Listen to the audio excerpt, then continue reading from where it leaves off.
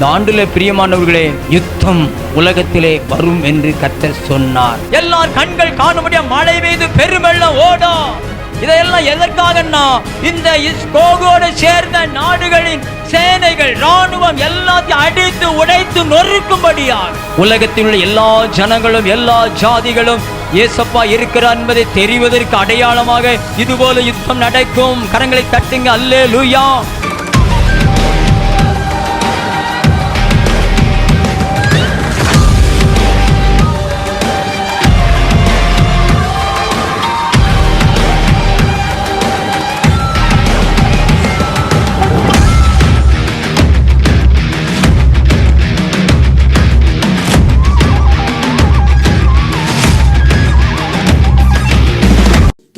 சகோதரா சகோதரியே, தூங்குகிற நீ விழித்திரு.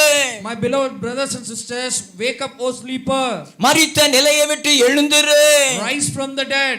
ஏன் அப்படினா, இந்த உலகத்தில் நீ தூங்கிக் கொண்டு இருக்கும்போது நீ ஜெயம் பெற முடியாது.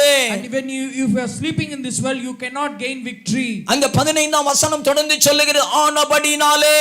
And the 15th verse following this also says that நீங்கள் ஞானமற்றவர்களைப் போல நடவாமல், don't behave like unwise. ஞானமுள்ளவர்களைப் போல கவனமாய் நடந்து கொள்ள பார்த்து, be careful and lead your life in wise. நாட்கள் பொல்லாதவைகளான காலத்தை பிரயோஜனப்படுத்திக் கொள்ளுங்கள். Because the days are very evil, so make use of your time. பிரியமான சகோதரா சகோதரியே, நாட்கள் பொல்லாதவைகளானதால் காலத்தை பிரயோஜனப்படுத்திக் கொள்ளுங்கள். The days are very evil, make use of your time. ஏன்னா நீ நாட்கள் பொல்லாத இந்த நாட்களில் இங்க செய்ய வேண்டியது என்ன? தூங்குகிற நீ விழித்து. And in the days of evil, when you are asleep, you need to wake up. மரித்த நிலையை விட்டு எழுந்திரு. And rise from the dead. என்ன நீங்க நினைக்கலாம்? You might be thinking that what is this? நான் ராத்திரி தான் தூங்குறேன். I am sleeping at night. இன்றைக்காவது சில நாள்ல பகல்ல தூங்குவேன். And some of the days I sleep in day. ஒருவேளை நான் பிரயாணத்துல போகும்போது பஸ்ல இதெல்லாம் தூங்குவேன். And if I travel during the time, I would sleep. நிச்சயமா பைக்ல போய் தூங்குனா கீழ விழுந்துருவோம். And definitely if I go in two wheeler and I sleep, I will definitely sleep off. ஆனா இப்போ இப்படி எல்லாம் திங்க் பண்ணுவோம் நம்ம. And we, in that way we thought. ஆனால் இங்கு தேவனாகிய கர்த்தர் சொல்லுகிறார், and here the word of the Lord says, நீ தூங்குகிற நிலையை விட்டு விழித்திரு. And you rise, you awake, O sleeper. மரித்த நிலையை விட்டு எழுந்திரு. And rise from the dead. ஏன்னா அடுத்த வசனங்கள் பார்க்க ரோமர் புத்தகம் 13:11 எடுத்து வாசிக்கலாம். நித்திரையை விட்டு எழுந்திருக்கத்தக்க நித்திரையை விட்டு எழுந்திருக்கத்தக்க வேளையாயிற்று என்று நாம் காலத்தை அறிந்தவர்களாய் இப்படி நடக்க வேண்டும்.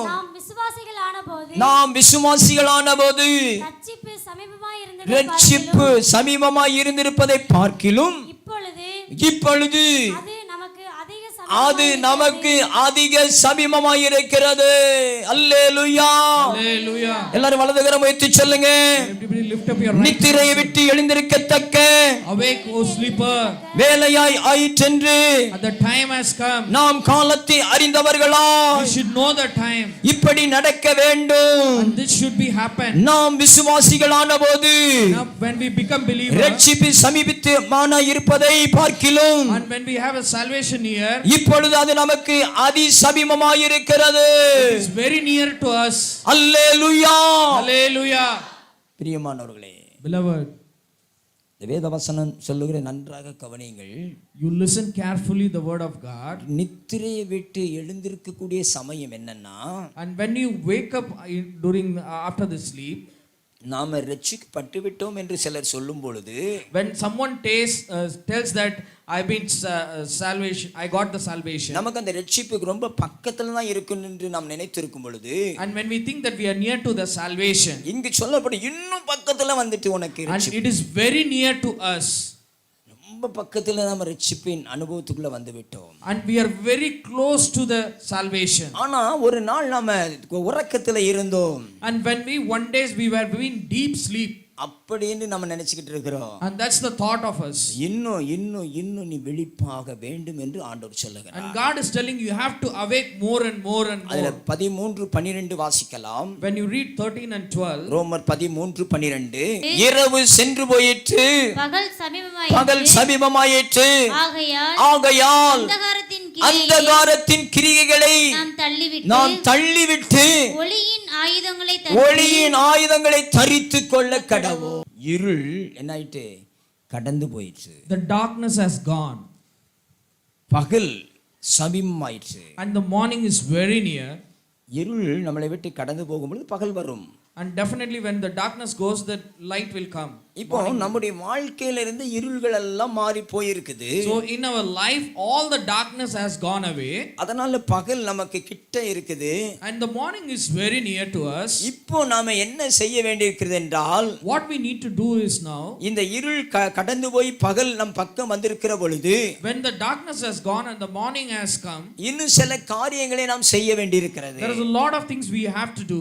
அங்க சொல்லப்பட்டிருக்கிறது, and there it says, ஆகையால், that's the reason, அந்த காரியத்தின் கிரியைகளை நாம் தள்ளிவிட்டு, the works of that we need to remove it. எந்த காரியம்? what works? என்ன காரியம்?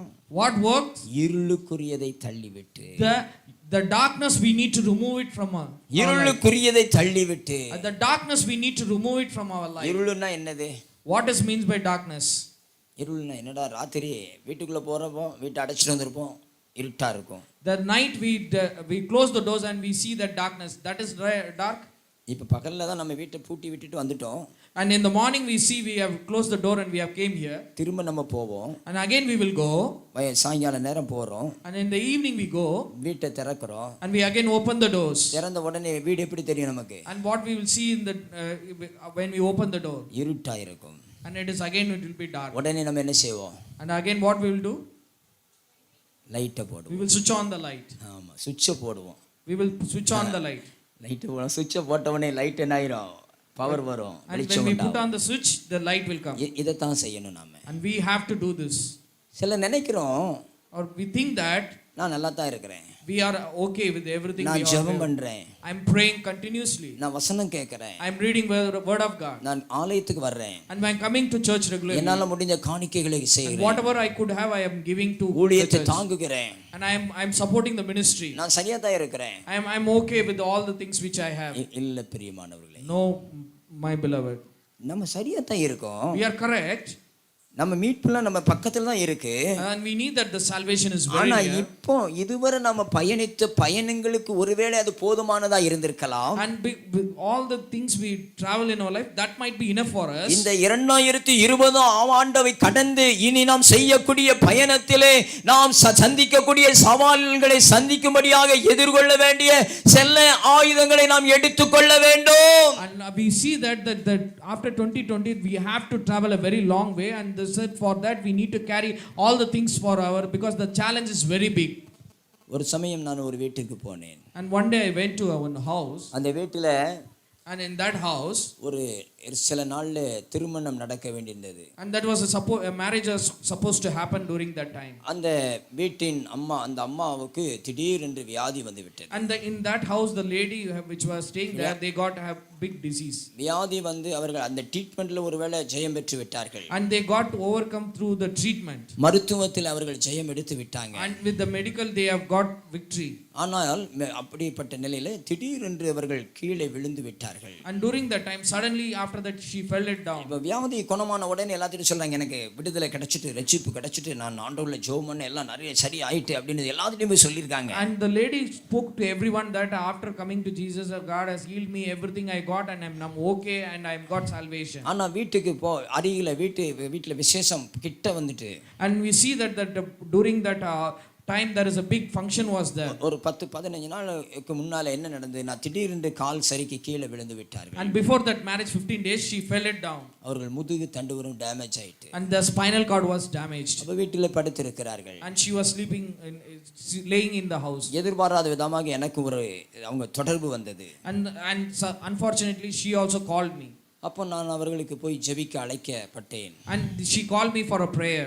ஆனால் அவர்களுக்கு ஜெபம் பண்ணினோம்.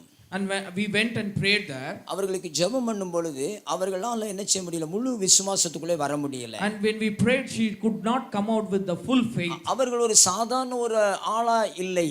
And she was not an ordinary lady. அதாவது சாதாரண ஒரு ஆவிக்குரிய ஆளா தான் இருந்திருக்காங்க. And she was not a spiritual lady also.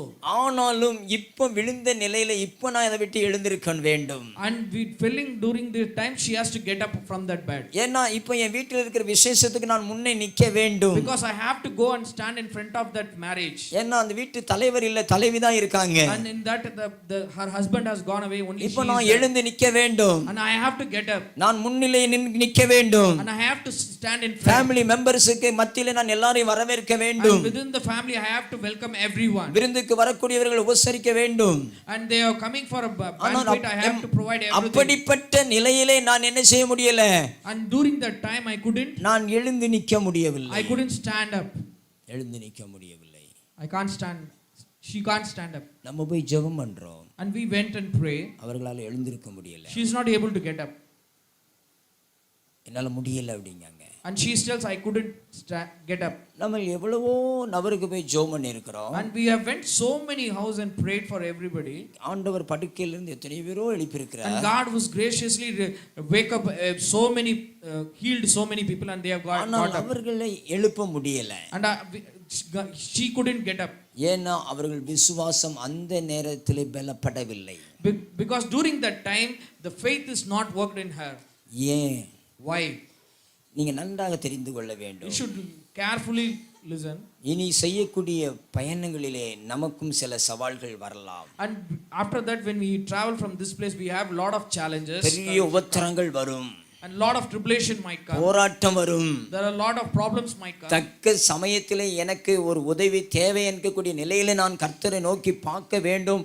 ஆனாலும் எனக்கு உதவி கிடைக்காது. And during that difficult times I need a help, then I need to look on for help, but again that during that time I didn't get any help. காரணம் என்ன? What is the problem? நான் தூங்குகிற நிலையை விட்டு விழித்துக் கொள்ள வேண்டும். I should come out of my sleep. ஒரு பிரச்சனை வந்த பின்னால நான் கர்த்தரை நோக்கி இன்னும் கூடுதலா நான் பிடித்து என்னுடைய தேவைகளை பூர்த்தி செய்து கொள்வேன் என்று நாம் நிற்கும் பொழுது ஒன்றும் நடக்காது. After a problem comes, then we come to the Lord and seek the Lord. Lord, we want a deliverance. We should not be in that condition. இன்றைக்கு எதில நம்ம தோலை உரிக்கணுமோ உரிக்க வேண்டும். And today whatever the things which we have to remove and we need to seek the Lord, we have to do it now when we are in good condition. பாம்பு கூட சர்ப்பம் கூட தன் தோலை உரித்து எரிகிறது. And we see that snake it also removes the skin. உலகத்திலே உயர்ந்த இடத்திலே பறக்கக்கூடிய கழுகு தன் சட்டைகளை எல்லாம் உரித்து எடுத்து தூர போட்டு தன்னை புதுப்பித்துக் கொள்ளுகிறது. And if you see eagle flies, it is also removes all the feathers and makes us new itself. ஆக கர்த்தருடைய பிள்ளைகளாகிய நான் என்னை புதுப்பிக்கும்படியாக எனக்குள்ள இருக்கிற இருளுக்குரிய நிலைகளை எல்லாவற்றையும் எடுத்து தூர போட வேண்டும். And we are the children of God. We also need to remove every things from our heart, and we should be a new one. நான் எனக்குள்ள அழுக்கு எல்லாவற்றையும் எடுத்து தூர போட்டாதான் எனக்குள்ள ஒரு புதுப்பிக்கப்பட்ட புதிய ஆவிக்குரிய வஸ்திரத்தை நான் அணிந்து கொள்ள முடியும். And all the dirtiness inside we should remove so that we can put on the new spiritual body in us. நான் இருக்கிற நிலையில திருப்தி அடைந்தால் நிச்சயம் எனக்கு ஒரு புதிய அபிஷேகம், புதிய வஸ்திரம், புதிய ஆவிக்குரிய ஆயுதம் எனக்கு கிடைக்காது. And if you satisfied what we have, then we will not get the armor of life or new anointing from God. உங்களுக்கு நான் சாதாரணமாக சொல்லுகிறேன். I will tell you in a very simple way. ஒரு உலகத்தில் எத்தனையோ யுத்தங்கள் நடந்திருக்கிறது. You see that in the world lot of wars have happened. சொல்லப்போனா முதல் உலக மகா யுத்தம், you take the first world war, இரண்டாவது மகா யுத்தம், second world war, இனி மூன்றாவது மகா யுத்தம் வரப்போகுது. and it's a third world war is going to come. கடந்த இரண்டு யுத்தங்களிலே பயன்படுத்தின ஆயுதங்களை இன்றைக்கு மூன்றாவது யுத்தத்திலே பயன்படுத்துவார்களா? And if the weapons which is used in the first and second world war can be used in the third world war, அந்த ஆயுதங்களையே இப்பொழுது வைத்து பாதுகாத்து வைத்து அடுத்த யுத்தத்துக்கு அவங்க ரெடி ஆகிட்டு இருக்காங்களா? Whatever the weapon used in the first and second war, the same weapon they are keep safeguarding and going to use in the third world war. இல்ல எப்படி நிலையில ஆயத்தமாகிறார்கள்? How they are preparing themselves? உலகம் முழுவதும் or around all the world, எல்லா நாடுகளும் தனக்கென்று சில விசேஷமான ஆயுதங்களை புதிதாய் தயாரித்து வைத்து இருக்கிறது. and everybody has prepared a new weapon for them for face the third world war.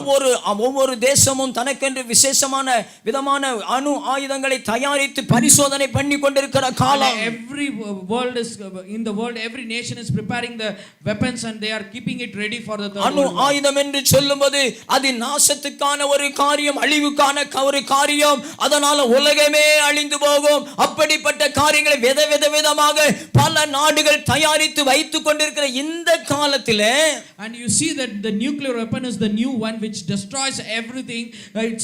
During this time every nation is getting into different nuclear weapons and they are preparing and they are making them ready for that. தூங்குகிற நான் விழித்துக் கொள்ள வேண்டும். And during this time we should, whatever sleep, should be awake. எதற்கு என்ன இதில் விளையிட்டு, அதுக்கு என்ன இதுக்கு என்ன சம்பந்தம்? And what is the link between that and this? புதிய பழையதையே நான் பயன்படுத்தி திருப்தி அடையக்கூடாது. And we should not satisfy whatever you in the past we are using it. We should use the same thing. நான் டெய்லி 1 மணி நேரம் ஜெபம் பண்ணுவேன். And I'm daily 1 hour I will pray. வாரத்துல ஒரு நாள் உபவாசிப்பேன். And one day I will fast in a week. நான் சில ஊழியங்களை தாங்குகிறேன். I'm supporting so many ministries. இப்படி இதெல்லாம் நம்ம திருப்தி பட்டுக்கொள்ள முடியாது. And we should not satisfied with that. இன்னும் நீங்கள் ஆழமான ஒரு சில காரியங்களை செய்ய வேண்டியிருக்கிறது. And we have to do more beyond that. இன்னும் கூட புதிதாக இன்னும் ஆவிக்குரிய பிள்ளைன்னு நான் சொல்றவங்க எனக்குள்ள சில இன்னும் விட முடியாத சில பாவ கட்டுகள் இருக்கிறது. And even on the spiritual people who are there tell spiritually, they also see lot of small sins are there in their life. அதை விட வேண்டும். And we need to get rid of that. நீங்க யோசித்து பாருங்கள். And think of along with me. ஏன்னா கர்த்தர் வெளிப்படுத்தல் விசேஷம் 3லே, வெளிப்படுத்தல் விசேஷம் 3லே கர்த்தர் அந்த 7 சபைகளுக்கு சொல்லுகிறார். And in the Revelation 3 you can see that God tells about the 7 churches. அங்க நம்ம வாசிக்கலாம். முதல் சபை சர்தேஸ் சபை. And we will read that first church Sardis. இரண்டாவது சபை பிலதெல்பியா சபை. And we see that second சபை Philadelphia சபை. மூன்றாவது சபை லவோதிக்கியா சபை. And the third church is Laodikia சபை. இப்படியாக 7 சபைகளுக்கு அங்கு சொல்லப்பட்டிருக்கிறது. And we can see that there is 7 churches God has spoken to them. இந்த சபைகளுக்கு சொல்லப்பட்டதிலே நம்ம அந்த முதல் ஒரு 3 சபைகளை தான் நம்ம பார்க்க முடியும். அதனால சொல்றேன். And we can see the first 3 churches. இங்கே என்ன சொல்லப்பட்டிருக்கிறது என்றால் 3:2 வாசிங்கள். நீ விழித்துக்கொண்டு சாகிறதுக்கு ஏதுவாய் இருக்கிறவைகளை ஸ்திரப்படுத்து, உன் கிரியைகள் தேவனுக்கு முன் நிறைவுள்ளவைகளாய் நான் காணவில்லை.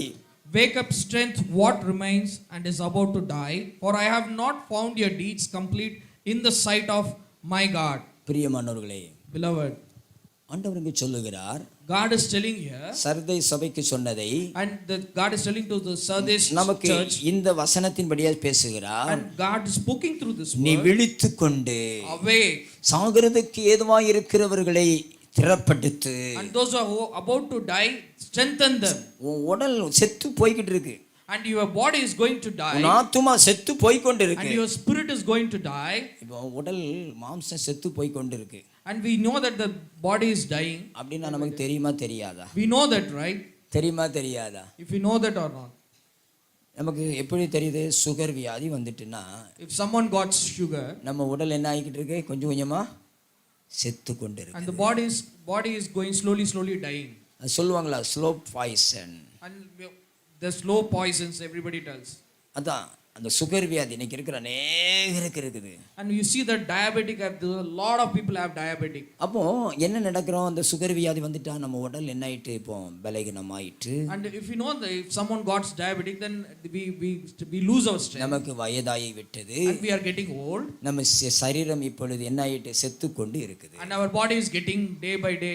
நம்ம மெடிசன் எடுத்தாலும் கூட அந்த நிலையை விட்டு நம்ம எழுந்திருக்க முடியவில்லை. And even if you take medicine also, we are not getting able to get out of. சொல்லுவாங்க நாங்க டெஸ்ட் பண்ணனும், எனக்கு இப்போ 250 இருக்குது. And I have got tested and it is 250 the 280 இருக்குது.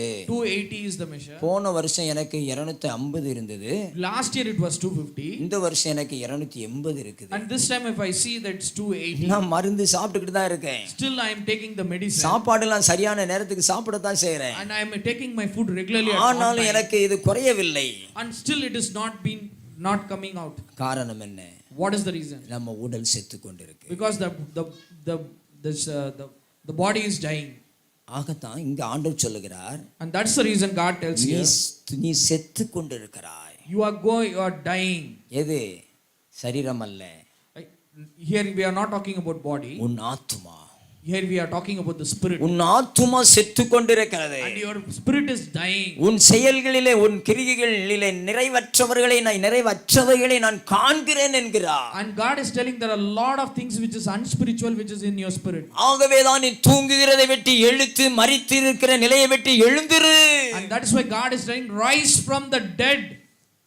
அப்படின்னா என்னன்னா, what is that? இன்னைக்கு நிறைய பேர் என்ன செய்றோம்னா, நான் நல்லா தான் இருக்கிறேன் அப்படின்னு சொல்லுகிறோம். And nowadays we see so many people say I'm okay, good and fine. ஆனால் ஏதோ ஒரு அடிமைத்தனம் எனக்கு இருக்கு. And some are the other small bondages is there in my life. எனக்கு ஒரு கெட்ட பழக்கம் கிடையாது. I do not have any bad habits. அந்த ஒரே ஒரு சீரியல் தான் பார்ப்பேன். I just watch only one serial. அப்படிதானே? ஒரு கெட்ட பழக்கம் கிடையாது. I do not have any bad habit. ஒரே ஒரு சீரியல் மட்டும் தான். I just watch only one serial. நான் எனக்கு எந்த கெட்ட பழக்கமும் கிடையாது. I do not have any bad habit. என்றைக்காவது நாங்க ஒரு நாள் குடும்பத்தோடு சினிமா பார்ப்போம். And once in a time while with my family we watch one cinema. எனக்கு ஒரு கெட்ட பழக்கமும் கிடையாது. I do not have any bad habit. அந்த சினிமா பாட்டு மட்டும், அந்த ஒரு அவர் பாடின பாட்டு மட்டும் பிடிக்கும். I like only the one song which is they sing by that one singer. அப்ப என்ன? What is that? இல்ல, எனக்கு ஒரு கெட்ட பழக்கமும் கிடையாது. I do not have any bad habit. என்னைக்காவது நாங்க குடும்பம் எல்லாம் விசேஷ ஒரு காரியங்கள்ல கூடும்போது மட்டும் கொஞ்சம் காண குடிப்பேன். And during some of the functions during that with my family I drink. நான் தொழிலுக்கு போயிட்டு வரும்போது, and when I go to business and come, நம்ம பிரதர் ஜோசப் சொன்னாங்க. and brother Joseph told, அவர் சொன்னாரு, நான் தொழிலுக்கு போயிட்டு வரும்போது மட்டும் when I went to do business and come back, கொஞ்சம் ஒரு பெக் மட்டும் குடிப்பேன். I drink only one peg. மத்த நேரம் இதை தொடறது இல்லை. I do not drink in other times. நான் எப்பமாவது எனக்கு கோபம் வந்துட்டுனா, whenever I get angry, அப்போ மட்டும் நான் ஒரு கெட்ட வார்த்தை வந்துரும். and during that time a bad word comes out of my mouth. அது வாயிலிருந்து வந்துரும். And it comes out of my mouth. எதிரி சூடா சொல்லும்போது நான் பதிலுக்கு சொல்ல வேண்டும்ல. And because of my enemy speaks something, then I have to also speak something, right? அவன் கோபமா பேசும்போது எனக்கு கோபமா வரும். And if he speaks in anger, I also get speaking in anger. அவன் சும்மா இருந்துட்டா நான் சும்மா இருந்துருவேன். If he be calm, I will be calm. அவர் நமக்கு ஒன்னு சொல்லிருக்கனால, and God told to us, அவர் வாக்கு பண்ணிருக்கிறதுனால, and he promised us, இந்த நாம என்னன்னா அதை விசுவாசிக்கணும். and we need to believe on this. அது இல்லாம நம்ம மாம்சத்துல, and without that if you என்னுடைய திறமையை கொண்டு, and if you believing with your எனக்கு நிறைய பணம் இருக்குது அப்படிங்க கூடிய நிலையை கொண்டு, and I have so many money, இனி ஒரு 15 ஆண்டு காலம் என்னை அசைக்கவே முடியாது. 15 years nobody can shake me. இல்ல, என்ன 30 வருஷம் என்னை அசைக்கவே முடியாது. 30 years nobody can shake me. 50 வருஷம் என்னை அசைக்கவே முடியாது. 50 years nobody can shake me. அப்படின்னு யாரும் சொல்ல முடியாது. No one can tell. ஏன்னா கடந்த வருஷம் நடந்தது அதுதான். And the last year if happened is the same thing. பெரிய பணக்காரர்கள் எல்லாம் மருத்துவமனையில போய் படுத்து கிடந்தார்கள். And there are so many went to the hospital. படுத்து கிடந்தவர்கள் மரித்து போனார்கள். And those who went to hospital also died. மரித்தவர்கள் அடுத்த நிலை என்ன நடந்ததுன்னா, சொந்த பந்தம் பக்கத்துல போய் நினைச்ச முடியல, அவர்களை தொட முடியல. And if you see that even those people who died, the relatives could not come near to the body. எவ்வளவுதான் வீட்டுக்கு வேண்டாத ஒரு நபரா இருந்தாலும் செத்து போன பிறகு கொஞ்சமாவது நமக்கு கண்ணீர் வரும். And if you see that even those who have been enemy, the tears will roll from our eyes. வருமா வராதா? Definitely will come, right? எல்லாருக்கும் வரும். And everybody will get. நம்மள சிலர் பகைச்சிருப்பாங்க.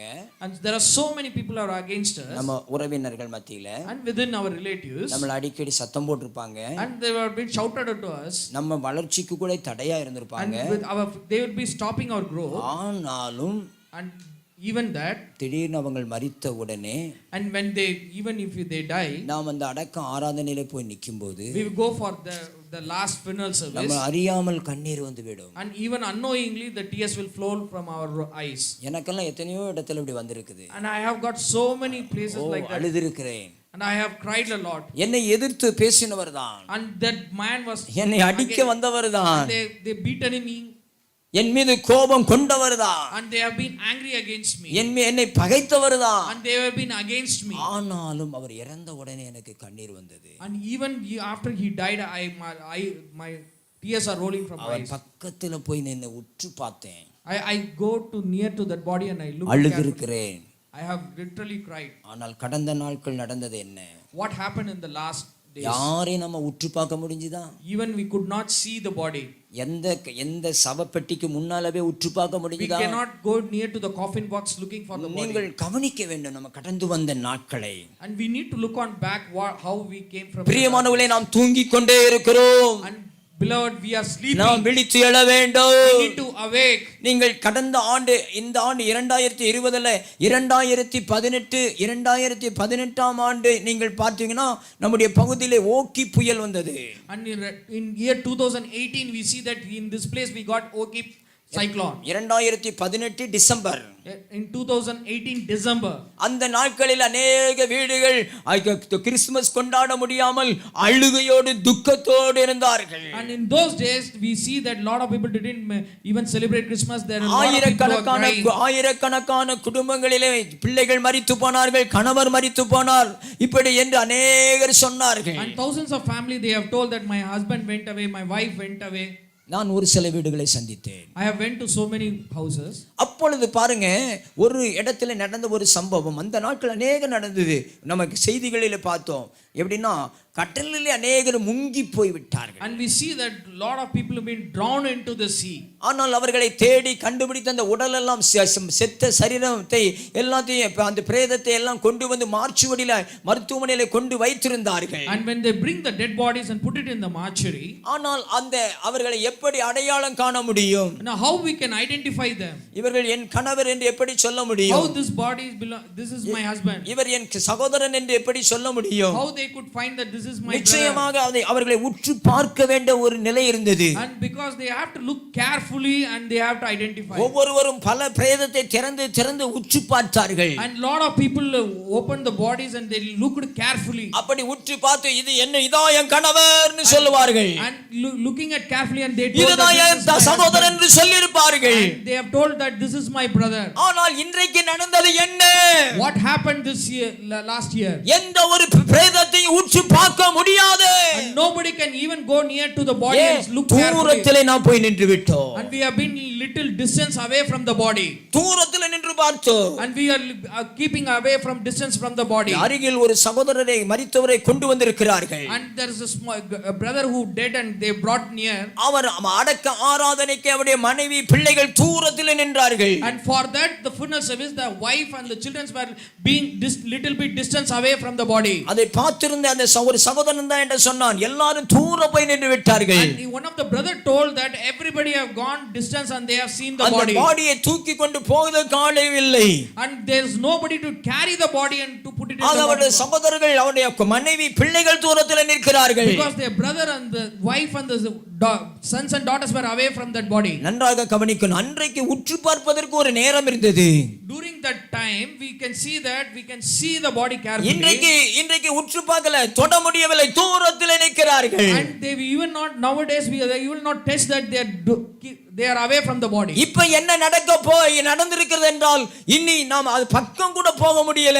ஆனால் இனி வருகிற காலம் and in the coming days ஒருவேளை பிரேதங்கள் கூட இல்லாமல் போகலாம். even the bodies would not be there. கர்த்தர் சொன்னார், மூன்றாவதான ஒரு காரியம், இயற்கையிலே பெரு அழிவுகள் வரும் என்று. And God told me in nature there will be a greatest disaster is going to come. இயற்கையிலே அழிவுகள். And there is through the nature disaster that is going to come. இப்படிப்பட்ட நிலைகள் உலகத்திலே வரும் பொழுது when this kind of things happen in the world, இந்த நிலைகளிலே நாம் ஜெயம் பெறுவது எப்படி? how to be victory over during this situation? முழுமையாக நான் பரிசுத்தமாக்கப்பட்டிருக்க வேண்டும். We need to be fully holy.